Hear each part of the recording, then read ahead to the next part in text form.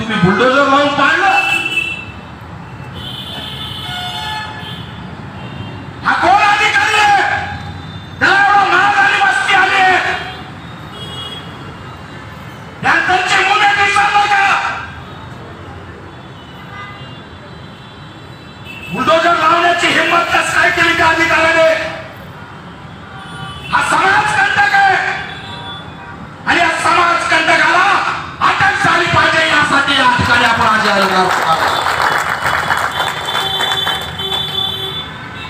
हल्ली गावाच्या आयुक्तांना कुणाची सुपारी घेतली?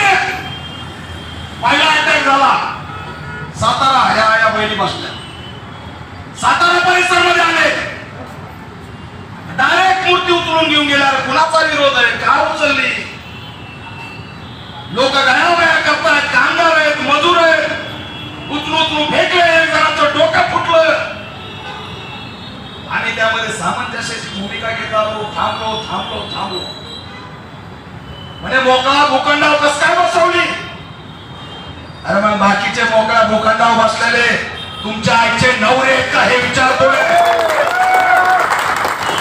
त्याच्यावर हिंमत आहे का तुमची कारवाई करायची?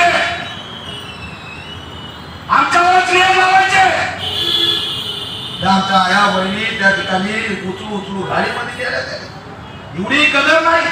अरे त्यांनी आमच्या आया बहिणीला सांगितलं असतं की बाबा 4 कागद बनवा आणि मूर्ती उचलून घ्या, काही दिवस ठेवा. तुम्ही उचलली नसती का? नसती उचलली. पण सांगितलं काय तुम्हाला? लोक झोपीत आहेत, कुणी चहा पिते तर कळतंय की 300-400 पोलिसांनी सगळे तिथं आले. अरे का वागता तुम्ही असं आमच्या?